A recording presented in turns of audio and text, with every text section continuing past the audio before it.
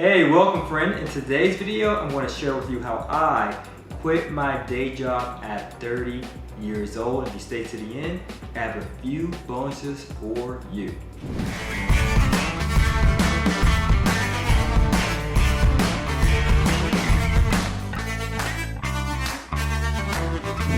Hey, how's it going? So Juan, Pablo here. I'm a full-time real estate investor and online entrepreneur, but it didn't always start that way. As I shared, I want to discuss with you how I quit my day job. But first, I want to share with you something that's way more important. Why I quit my day job. You might be thinking, well, that should be obvious. I mean, who would want to work 40 hours a week for the next 40 years of their life, making $40,000 a year, right? That might be great for some people, don't get me wrong. There's nothing wrong with having a day job. There's nothing wrong with it. I'm not saying that. For one, it helps you qualify for mortgages. Because when you're getting started in real estate investing, many mortgage lenders and brokers, they want to make sure you have something that's called global income. Meaning, do you have more than one source of income at your disposal? Just in case the deal doesn't work out, it's not performing in a particular month, that you have other forms of income coming in, global income, to make that minimum payment. So that's a long tangent, but having a day job is good when you're getting started in real estate investing. But why did I want to leave my 9 to 5? Well, growing up, many of you who watch the channel, right, you might be new to the channel, so subscribe and comment, because I always read your comments and respond to them as well. So just make sure you stay active. It is an active community. But starting out, I've always been entrepreneurial. You know, I'll be that kid cutting grass, asking people knocking on their door, see if I could take out their trash just for some change.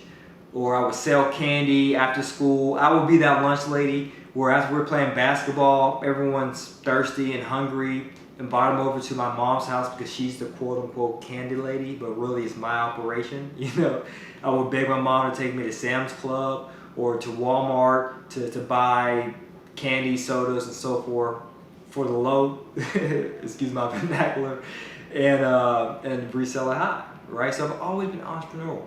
Except when I got into college, it kind of subsided.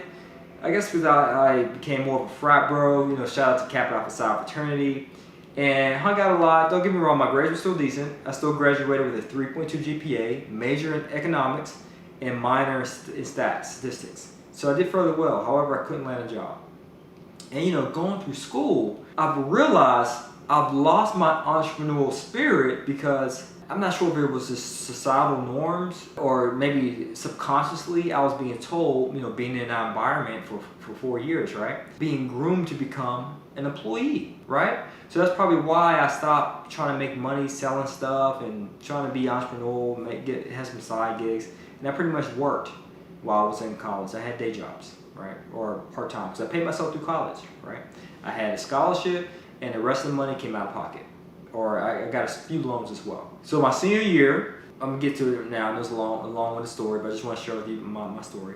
Senior year, I didn't really have anything lined up work-wise, and my credit was bad, and it hurt. It really hurt. So once I graduated, I ended up moving back home with my mom. I had a decent GPA, but just could not land a job in the financial service industry because that's what I wanted. I wanted to become a financial planner at the time. And being that I had bad credit, I would kill the interviews, you know, to be a financial planner. But once they were in my credit, they said, well, it's somewhat of a conflict of interest, Juan, because you can't really advise people on their financial matters when yours is is in dire straits. And I understood it, right? So I stayed home with my mom, and this is one gift that she provided me that really changed my mind about a lot of stuff. So I really am grateful for this gift that she provided many years ago. It was the Rich Dad, Poor Dad book. Some of you guys will be familiar with it, right? Now the book didn't have the intricacies of the ins and outs of buying a property, right? It pretty much exposed you to the philosophy of how rich people think, especially in regard to money, especially in regard to work. So when I read this book, I devoured it in about 2 days. I firmly decided, even though I had bad credit, I had no money, I was staying at my mom's house, I was unemployed, looking for jobs. And I didn't have any positive role model who was a business person or real estate investor. Right? I didn't have any of those resources. But I firmly decided, you know what? I'm going to be a full-time real estate investor. I don't know how, I don't know when, but I will. I'm gonna get to the why in a second. Thanks for staying with me.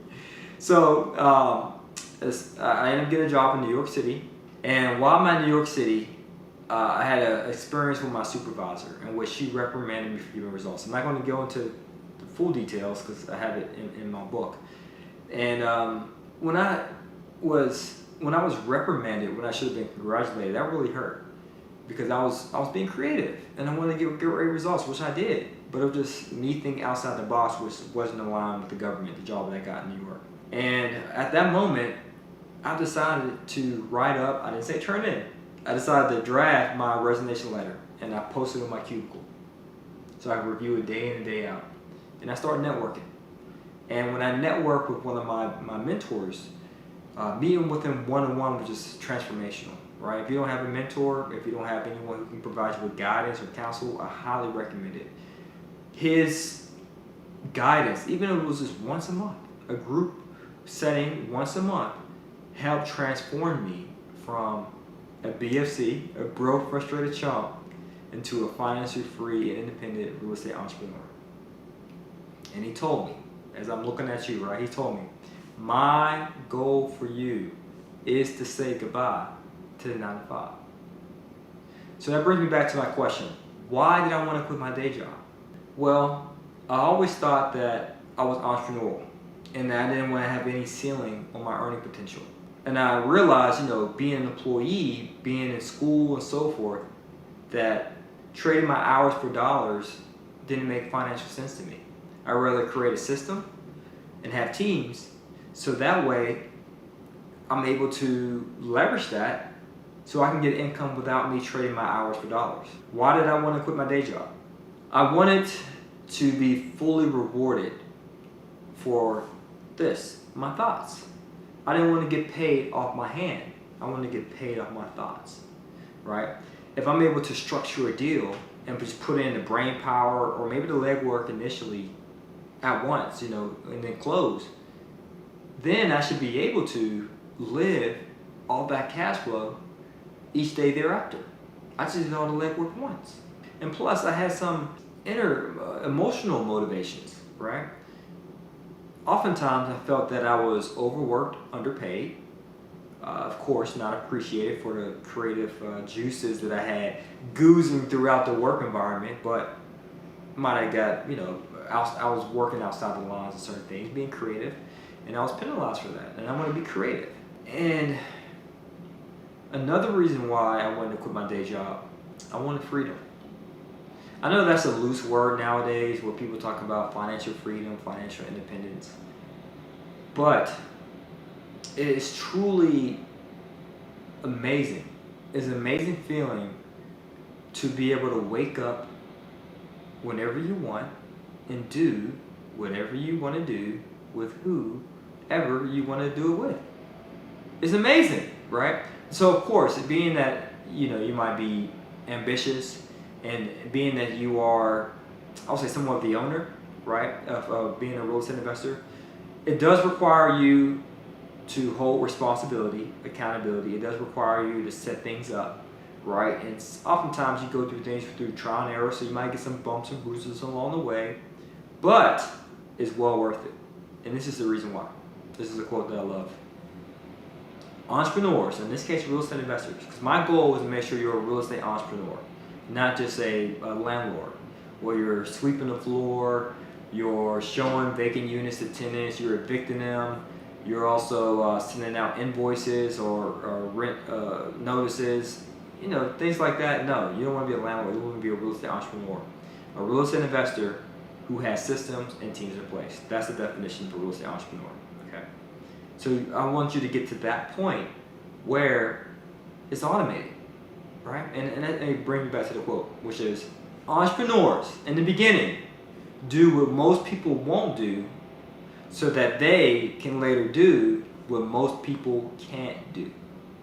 Most people starting out won't spend that extra time learning how to invest, networking, trading their hard-earned cash from their day job to invest in their property, asking people for money, in other words, raising private capital, analyzing deals in their spare time. Most people won't do that in the beginning. But if you do that in the beginning, my friend, that will enable you to do what most people can't, such as wake up whenever you feel like it. Making that wake up whenever you feel like the money. No longer being a broke, frustrated chump, meaning you're broke, living paycheck to paycheck. Probably 1 to 2 paychecks away. It doesn't matter how much money you make. You can be making $250,000 a year at your day job. But you could be over leveraged. You can pretty much overextend yourself where your living expenses are concerned, that you might be 1 or 2 paychecks away from going under. Frustrated. In my case, I was overworked, underpaid, being penalized, being reprimanded when I should have been congratulated. Right? Or you may be a chump, and I'll say this in a derogatory terms. This is my definition of a chump. I'm not sure if it's in the Webster Dictionary, but my definition is this. A chump is a person who complains and complains and complains, but does little to nothing to make a change. That's a chump. Because if you're a person in which you facilitate change, you're a champion, right? We all have complaints, don't get me wrong, right? But at least do something positive and constructive to change it. Don't just complain about it, okay? So those are the reasons why I wanted financial freedom in a nutshell. I wanted to be a financially free entrepreneur, having an abundance of time and money at my disposal. So let's get into the how, right? I know I spent a lot of time on the why, but it's important because you gotta have that burning desire. And that's why I always share with many people, that's my clients and so forth, students, that you gotta have the 2 B's. You gotta have a burning desire and a blueprint to follow. Sure, we can provide that blueprint. We can show you the systems, step by step, all the nuances, the intricacies of investing in real estate, financing, and so forth. But that burning desire, you gotta bring that to the table. We can't, it's self-motivated. You gotta be self-motivated. You gotta be willing to put in the work. You gotta be willing to wake up early, stay up a tad bit late.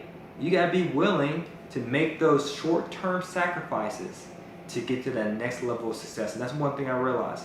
Each level of success requires a new level of sacrifice. But guess what? It's well worth it in the end. All right, so let's get into the how. So I have this as my guide, my textbook. It's the Quit Your Day Job Blueprint. It's expanded and updated. This is a book that I wrote, no ghostwriter. Shout out to Janine, actually. She helped me write it. Janine is my beautiful mother. As I shared, she gave me the book Rich Dad Poor Dad, and she helped me write my own years later. So shout out to Mom. She's an English major writer or whatever, and she helps my words look pretty. All right, so quit your day job. So I'm just going to thumb through this and kind of give you some insight as to how to quit your day job by first and foremost taking a look at the table of contents. All right, first thing I have here is Road to Financial Freedom. What do I mean by that? Imagine you were taking a road trip from Atlanta to New York City. When you're about to embark on the road trip, you have to do some slight calculations.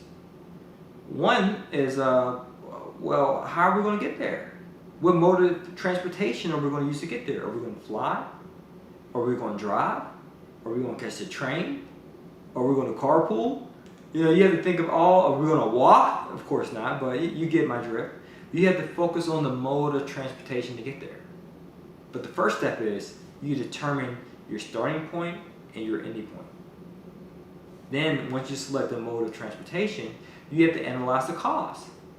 If you drive your own car, great, but just consider the wear and tear you might have to put on it. Consider the gas you might have to pay. Or the time spent that you had to take breaks, right? Because it's a longer commute if you have to drive, in contrast to flying, right? So you might have to take more breaks to fill up a gas tank, to get something to eat, and so forth, right? And another thing you want to consider when embarking on a road trip or going from one destination to the other is it going to be a solo mission or are you going to have a partner? If you're driving, can you drive whatever it is, 14, 16 hours, 19 hours? I forgot what the math. I've made that road trip several times. But are you going to do a solo dolo? Or you want to have a partner to help soften the load, lighten the load. Makes sense? So it's the same thing with success, right? If you say, hey, I want to be able to quit my day job, Juan Pablo, I want to be financially free. So my question to you is, what is your starting point? I get it. You might say, well, I'm currently working at a day job. Well, hey, you got to get a tad bit more detailed than that, baby. How much income are you making? What are your monthly living expenses? What's your credit score? What's your debt to credit ratio? What's your debt utilization ratio? You get it?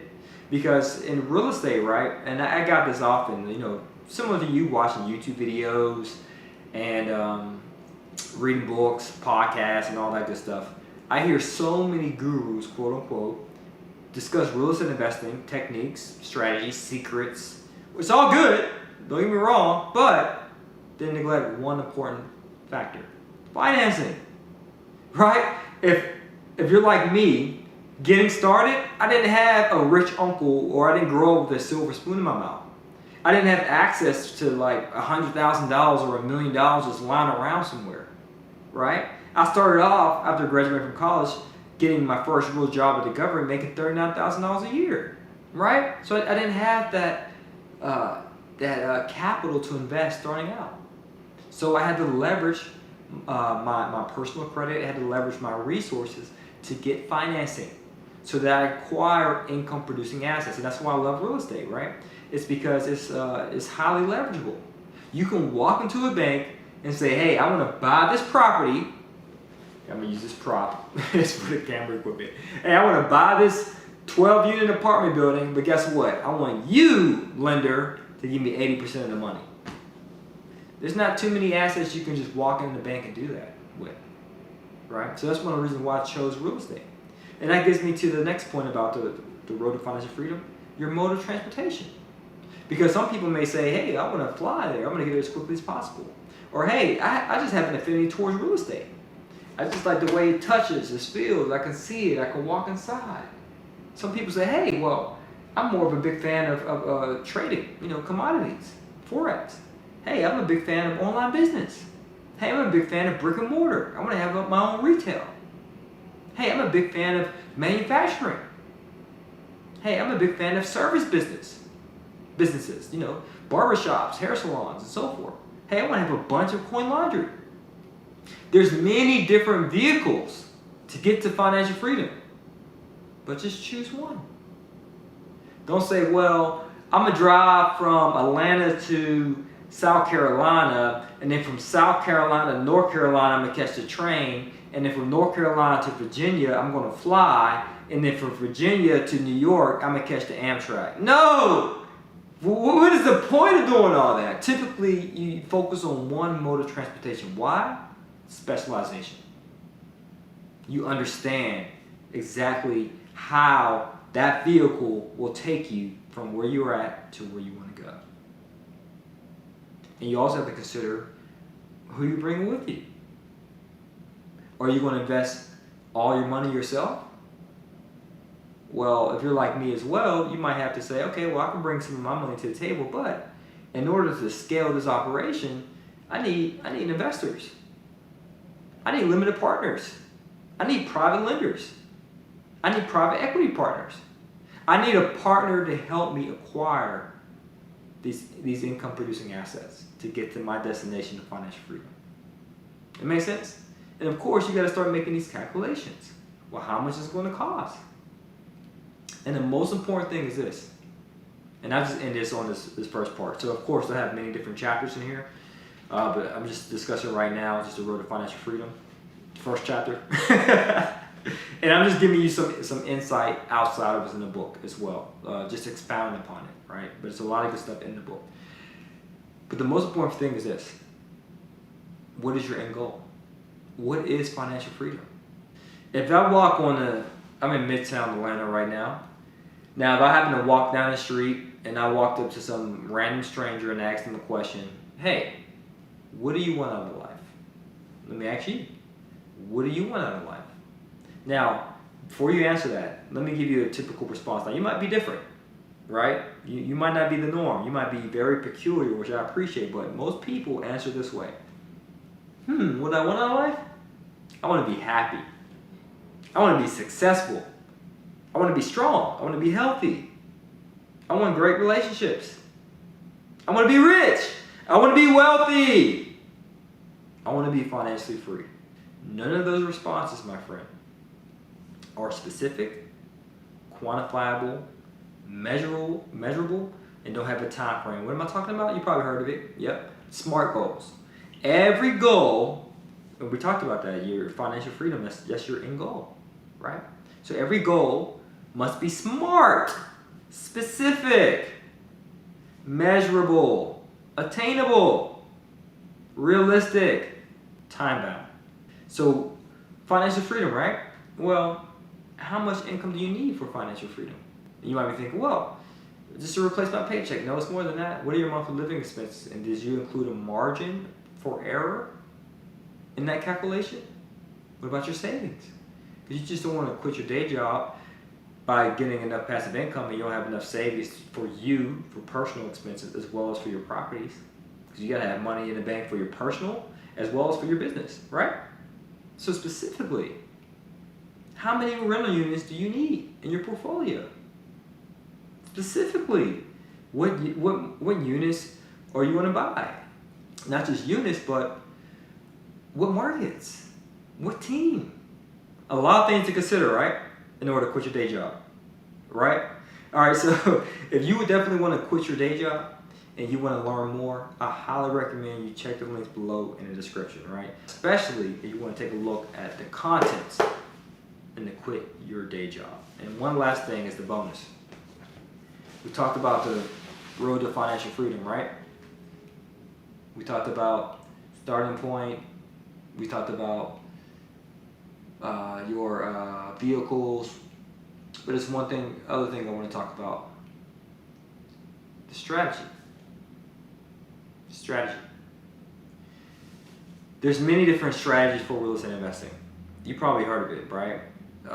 Most people think a strategy is being an agent. Oh, I got my license. You don't need a real estate license to become an agent, right?